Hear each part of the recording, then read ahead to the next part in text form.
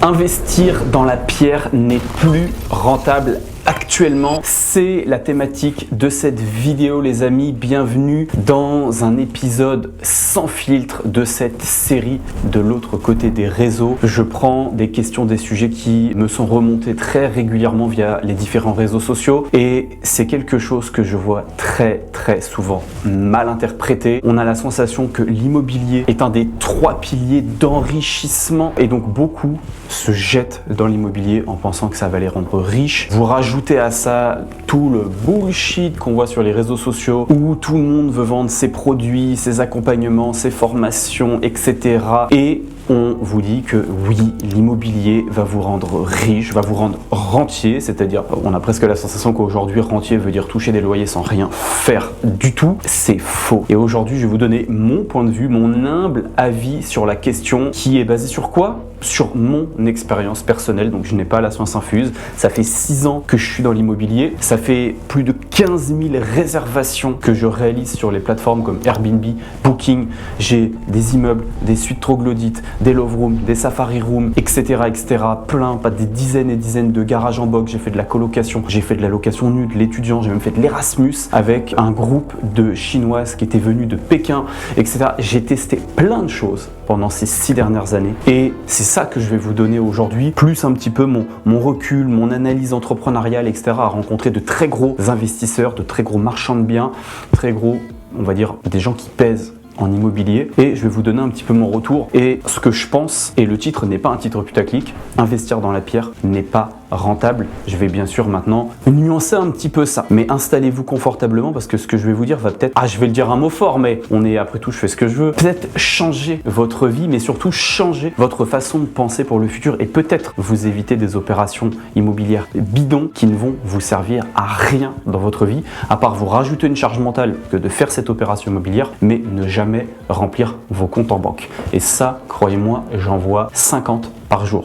J'extrapole, mais c'est à peu près ça, j'en vois passer tous les jours. On entend très souvent une notion, et souvent c'est les personnes qui n'ont jamais fait d'immobilier qui vont vous la dire, l'immobilier est le placement des riches. Toutes les personnes sur cette planète qui ont des moyens financiers énormes ont de l'immobilier, les plus grosses fortunes possèdent des parcs immobiliers absolument énormes, c'est que c'est un levier d'enrichissement, en plus on peut faire de l'effet de levier à la banque, c'est-à-dire emprunter de l'argent qui n'est pas à nous pour derrière générer des revenus, c'est l'effet de levier bancaire, jusqu'à là techniquement je pense que je vous apprends rien. Et tout ça c'est vrai, les plus grosses fortunes ont de l'immobilier, etc. Mais le commun des mortels, je vais l'appeler comme ça, c'est pas péjoratif, de toute façon j'en fais partie, donc je m'inclus dedans, interprète extrêmement mal ce type de choses. C'est comme un entrepreneur qui veut commencer à lancer son entreprise et qui se compare à Elon Musk et qui va essayer de mettre en place les mêmes actions que lui. Puis chez lui, ça va pas marcher. C'est normal, tu n'as pas sa visibilité, tu n'as pas sa liquidité, tu n'as pas son aura. Le delta est beaucoup trop gros pour que ce que lui fait fonctionne chez toi. C'est exactement pareil avec l'immobilier. On va rester sur Elon Musk, mais ça pourrait être n'importe quelle fortune de ce monde, même la plus anonyme, qui va posséder énormément d'immobilier, pas forcément en nombre, mais en valeur patrimoniale. Il va avoir une stratégie bien précise et toi, tu vas essayer de faire la même chose. Lui, ça va marcher et toi, ça ne marchera jamais. Parce que vous n'avez pas le même niveau financier, vous n'avez pas les mêmes ressources mensuelles qui tombent et vous n'avez pas les mêmes objectifs. Où je veux en venir, c'est que investir dans la pierre comme on l'entend aujourd'hui, c'est-à-dire j'achète, je vais prendre quelque chose de lambda, un exemple de la vie de tous les jours, on va pas parler de biens à 4, 15 millions, 10 millions d'euros, ça n'a pas d'intérêt. Prenons un appartement à 100 000 euros, ok? Je vais essayer d'être très pédagogue comme d'habitude. Un appartement 100 000 euros, disons à 30 mètres carrés, que vous allez acheter et que vous allez mettre à louer de façon classique, comme 95% des investisseurs français, tu me vois déjà venir, pas de sarcasme, tu vas mettre un étudiant, tu vas mettre un couple, etc. dedans à l'année, ils vont te payer. Tu vas lever 100 000 balles, aujourd'hui, je te dis ça complètement de tête, mais je dois pas être très loin du compte. 100 000 balles, ça va te faire rembourser quelque chose comme peut-être 600 euros par mois, j'en sais rien, tu iras vérifier. Et tu vas avoir quoi? Tu vas louer ton appartement, allez, à plus ou moins 150 euros par mois, tu vas quasiment louer le même prix que ton prêt. Sauf qu'à ça, tu rajoutes les charges, tu rajoutes tout ce qui va avec, évidemment, parce que le loyer rentre, mais en face, tu n'as pas que les charges de la banque, évidemment, hein, tu as la taxe foncière, tu as ton assurance P&O, tu as éventuellement les petits bobos, éventuellement un impayé, éventuellement une vacance locative. Si tu fais du meublé, tu vas même avoir une CFE, etc. Enfin, tu vois, on est en France. Hein. Et puis à la fin de l'année, si tu dégages du bénéfice, on va aussi te mettre ça à l'IR si tu l'achètes en nom propre, ou potentiellement à l'IS si tu l'as en SCI. Et puis si tu l'as en SCI, l'argent, il n'est pas à toi, il est sur la société. Donc si tu veux le sortir, il faut repayer une flat tax. T'as compris? À la fin, il ne te reste rien. C'est une réalité. Investir dans la pierre de cette façon ne te rapportera jamais d'argent. Et 90% des gens, vous êtes des moutons. Vous n'utilisez pas votre cerveau et vous vous dites, l'IMO, on m'a toujours dit que c'était bien, on m'a toujours dit que c'était rentable, allez go, je fonce. Et vous faites, peut-être te sens pas visé personnellement, t'as compris l'idée, hein. Ça se trouve, toi, tu n'as pas fait cette erreur, évidemment, et j'espère pour toi, mais vous faites ça. Vous achetez un appart, vous mettez un locataire dedans, et puis vous essayez d'en faire plusieurs. Et là, en fait, vous vous confrontez à ce que les riches, eux, ne s'en confrontent pas, c'est que vous avez, je vais prendre encore une fois une moyenne, on va dire sur la population française, de 2000, 2500 euros par mois de salaire. Vous n'avez pas d'emprunt, la banque va vous prêter une première fois pour faire votre premier petit studio, votre premier petit T2, il n'y a pas de souci, votre première maison, ce que vous voulez. Vous n'allez pas générer de cash flow. Parce qu'en opération traditionnelle longue durée, j'ai pas peur de le dire, celui-là qui ose me dire le contraire, sauf anecdote, mais dans 99% des cas, vous n'allez pas générer de trésorerie. Sauf si vous avez un réseau de fous, que vous êtes en off-market, que vous trouvez le coup du siècle, mais tous les jours, quelqu'un qui débute, un débutant qui n'a pas de réseau, qui n'est pas entouré, qui n'est pas formé et qui va sur le bon coin, ne fera pas d'argent en location longue durée. C'est automatique. Et en meublé, il va même peut-être même galérer de le faire en meublé. Parce qu'entre vos charges et ce qui va rentrer, ça va être kiff-kiff. Il y en a même la moitié qui vont se retrouver en effort d'épargne. C'est-à-dire devoir remettre. Moi, je vois tellement de personnes qui disent, c'est bon, j'ai 550 de mensualité à la banque et puis j'ai 620 euros de loyer. Je suis positif de 70. Non, faux! Nul. Vous n'êtes pas du tout positif, vous savez juste pas compter, vous n'êtes pas formé, vous n'avez pas pris vos autres charges, et il y en a plein, copro, etc., etc. Vous êtes dans le négatif, les gars. Vous êtes complètement à côté de vos pompes. Vous ne calculez même pas ce qui diffère à la fin de l'année, c'est-à-dire l'imposition, parce que souvent vous êtes en nu, donc vous faites fracturer par l'imposition. Il suffit qu'il n'y ait pas trop de travaux, parce que souvent c'est des biens qui n'ont pas trop de travaux, on fait un petit rafraîchissement, donc en fait vous avez quasiment pas d'amortissement. Vous vous faites matraquer. Vous ne gagnez pas d'argent. Cet investissement dans la pierre que vous pensiez être rentable et vous rapporter de l'argent ne vous rapportera rien du tout. Et vous ne serez pas plus riche avec ce type d'investissement. Je me calme, promis. Vous allez faire ce premier, va vous suivre. Vous n'allez pas rentrer d'argent sur votre compte en banque chaque mois, c'est une réalité, on vient de le dire. Qu'est-ce qui va se passer quand 6 mois, 1 an après, vous allez retourner à la banque pour de nouveau lever 100 000 ou 150 000, 200 000, peu importe. Et bien là, en fait, on va regarder votre CDI.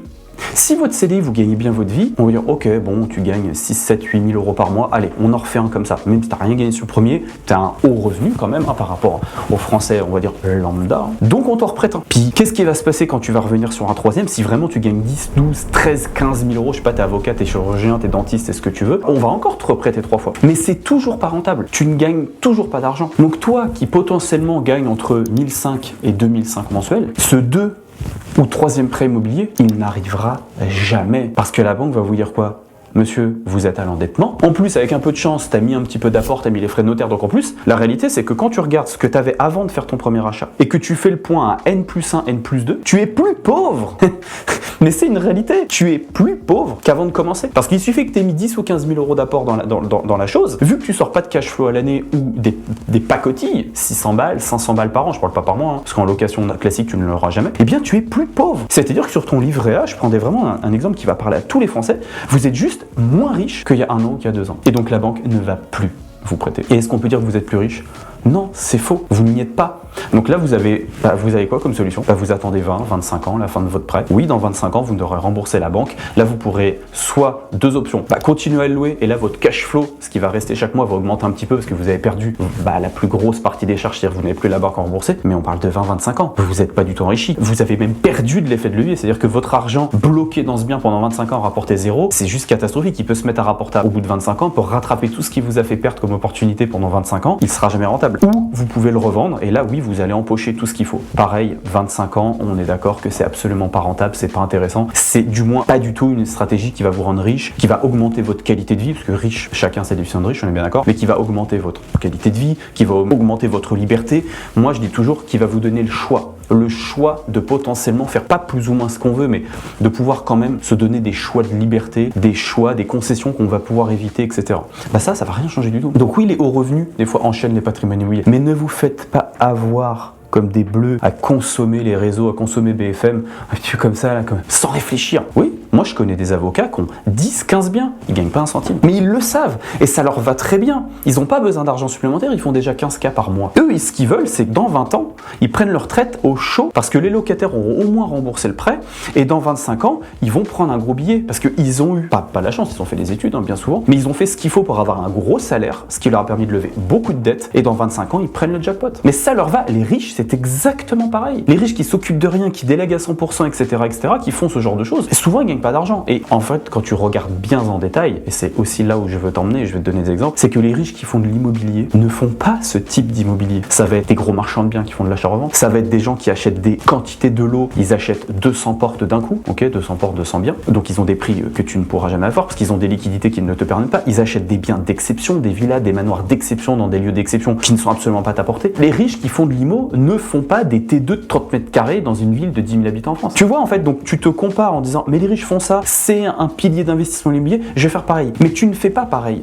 Et ce que tu fais, toi, ne te rendra jamais riche. Ou alors, comme je te l'ai dit, dans 25 ans. En plus de ça, aujourd'hui, tu as deux choses qui viennent s'ajouter, et je vais te donner du concret encore une fois. Premièrement, hausse des taux bancaires. La hausse des taux bancaires, je vais te prendre un exemple, je vais te l'afficher à l'écran, comme ça tu vas pouvoir le voir. On va prendre les années 2019. En 2019, on va dire qu'on va prendre un taux moyen de 1,2%, c'est-à-dire que tu allais à la banque, on va prendre un exemple avec 200 000 euros, tu allais demander 200 000 euros pour un projet immobilier à la banque prêté à 1,2. Imaginons, sur ce projet, tu générais 1500 euros de loyer, 200 euros de charge, hein, je prends quelque chose de linéaire juste pour comparer l'impact du taux. Tu remboursais 990 euros à peu près mensualité à la banque. Ce qui fait que dans ton opération, 1005 moins tes 990 euros moins tes 200, ça te laisse à peu près 300 balles de cash flow. Aujourd'hui, on garde la même opération.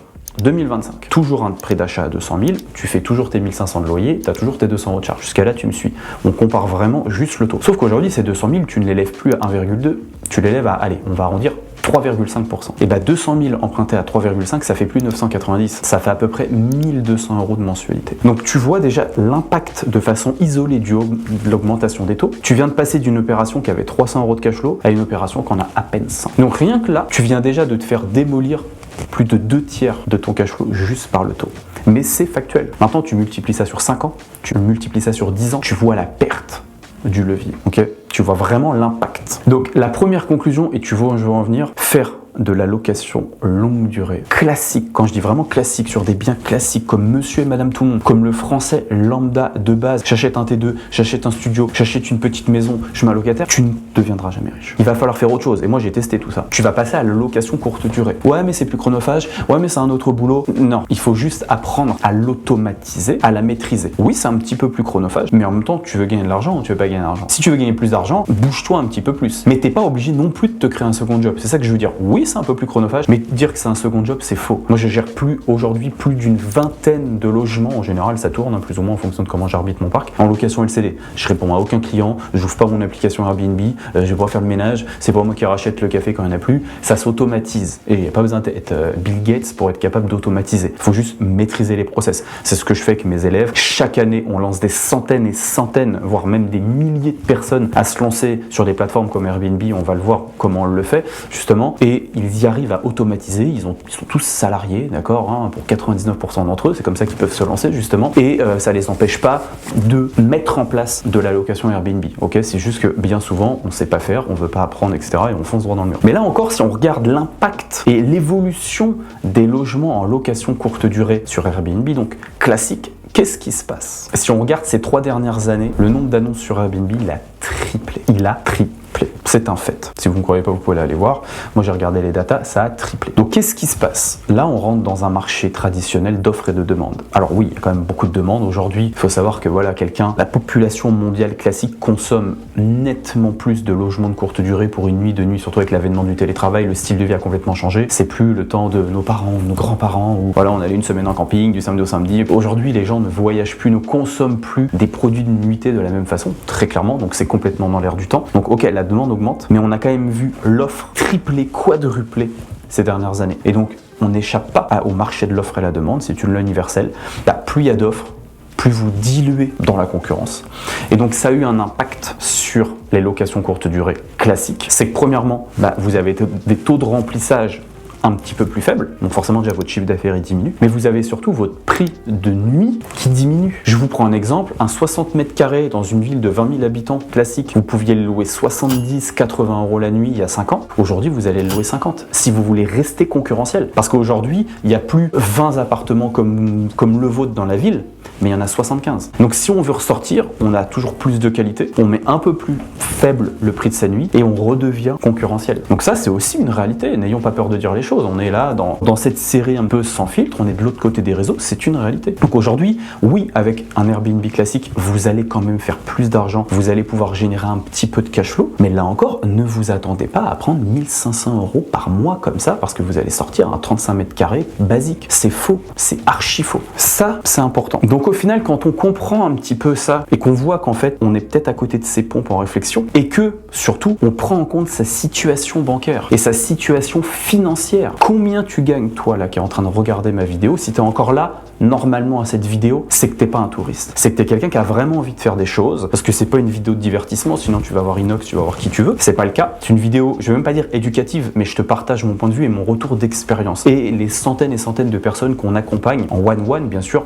chaque année, pour éviter de faire cette boulette. C'est que tu ne gagnes probablement pas, et si c'est le cas, bah écoute, profites-en au contraire, mais tu ne gagnes probablement pas 10 000 € par mois. Donc si tu n'as pas envie de te retrouver dans la merde après une ou deux levées de fonds sur 2 apparts, tu dois comprendre une chose, c'est que le cash, la liquidité est le maître mot dans l'évolution de ton parc immobilier. Si tu veux enchaîner des opérations, tu dois faire du cash. Parce que si on te prête une fois et que tu te repointes à la banque 1 an, 2 ans après et que ton compte bancaire, là je suis pragmatique, n'a pas augmenté de façon significative, tu n'es plus finançable. Tu avais 20 000 € de côté, tu as mis 10 ou 15 000 dans ta première opération pour les frais de notaire, etc. Tu reviens 2 ans après, tu as été capable de remettre 1 000 € de côté. Comment tu refais une opération? Tu peux même plus payer de frais de notaire. À part encore, je te le dis, tu as compris l'idée, je vais pas me répéter, mais j'aime bien, au moins ça va te rentrer vraiment dans la tête. À part si tu as un très très haut revenu avec toi, ta compagne, ton mari, peu importe, et vous gagnez vraiment très bien votre vie. Même si au fond, vous l'avez compris, c'est parce que vous pouvez très bien gagner votre vie que vous faites pour autant où ça vous donne le droit de faire des opérations qui sont pas rentables. C'est juste que oui, la banque va te reprêter plus souvent, mais tu gagneras pas plus d'argent, t'as compris l'idée. Si c'est pas rentable quand t'es pauvre, c'est pas rentable quand t'es plus riche, ça change rien, ça n'a pas d'impact. Mais là, tu vas te retrouver bloqué. Il faut que quand tu fasses, pour moi, un effet de levier bancaire, le fait de pouvoir aller à la banque et emprunter de l'argent, tu dois l'utiliser à bon escient. Je te prends un exemple très concret. Tu demandes 100 000 balles et au lieu de les mettre dans un bien rentable, tu les mets, je sais pas, dans une Audi A8.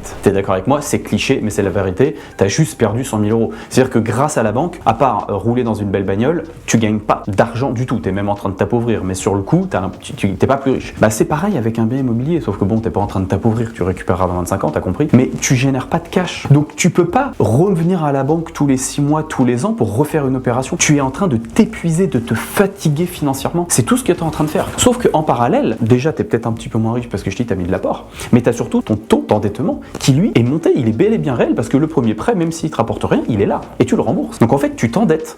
Donc tu lèves de la dette, mais de la dette qui ne te rapporte pas maintenant de l'argent. Tu as vraiment envie d'attendre 25 ans ou aller 10 ans que tu es déjà remboursé peut-être la moitié, que la banque te dise ok bon sur l'hypothèque il y a déjà la moitié de couverte, on peut se permettre. Mais tu as vraiment envie d'aller à cette allure-là? Tu peux, hein, mais du coup ça revient à la question de cette vidéo, tu ne seras jamais riche avec la pierre. Donc quand tu comprends ça, tu vois qu'il faut faire du cash. Si tu fais du cash chaque mois et que chaque année tu coffres 10, 15, 20 000 € de loyer, là on discute. La banque va discuter avec toi, c'est une réalité. C'est pas moi qui fais le jeu, c'est pas moi qui prête de l'argent, j'aimerais bien qu'elles ouvrent les vannes plus souvent. Mais c'est une réalité, il faut des conditions, c'est pas les bisounours. Et c'est pour ça qu'on fait du logement atypique. Parce que le logement atypique, bon, il va pas esquiver à la hausse des taux, le premier point que j'ai dit, ça c'est sûr que c'est pour tout le monde pareil. Mais par contre, tu vas sortir de cette dilution d'offres. Tu vas sortir du lot, donc tu vas louer plus souvent que les autres. Et surtout, tu vas louer plus cher. Donc, tu vas te faire de bien meilleurs rendements. Alors là, je pourrais te donner 150 000 exemples et je vais peut-être t'en mettre un petit peu à l'écran, que ce soit mes appartements comme Métroglodite, où on sort plus de 6, 8 000 € de cash flow mensuel. On a une love room aussi de 50 mètres carrés à peu près. Elle fait entre 2005 3 000 € bruts chaque mois. T'enlèves 40% de charge.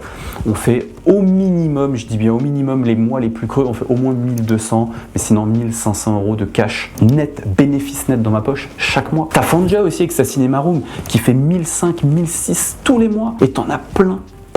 On a même Théo chez nous qui fait de la sous-location professionnelle et il était malin, il savait qu'il avait plus le droit de lever de la dette parce que sa situation n'était pas encore optimale. Justement, il manquait de cash. Il s'est dit ok, je sous-loue de façon pro des logements, je les transforme en atypiques comme il a fait avec sa superbe tante un peu aventurier safari et il sort des milliers d'euros de cash flow et il a répété ça 1 fois, 2 fois, 3 fois, 4 fois et là il sort du cash. Là sa situation bancaire, sa situation financière, sa santé financière s'améliore et là tu redeviens bankable. Mais il n'y a pas de magie. Quand tu n'es pas avec un très haut revenu, comme le sont les riches, et les ultra riches, tu n'appliques pas la même stratégie parce qu'eux ne vont être bloqués que très tardivement, voire jamais, sans parler de leur réseau, de l'influence, etc. Alors que toi, tu vas prendre un mur à la deuxième opération. C'est une réalité du quotidien. Et voilà un petit peu ce que je voulais te dire. On va pas faire durer plus le suspense. Je pense que tu as compris l'idée. Si tu fais une opération, elle doit avoir du cash et pas 50 balles. Tu dois faire du cash si tu veux pouvoir enchaîner tes opérations. Pour conclure sur la question, est-ce que la pierre peut rendre riche? Est-ce qu'elle c'est encore rentable?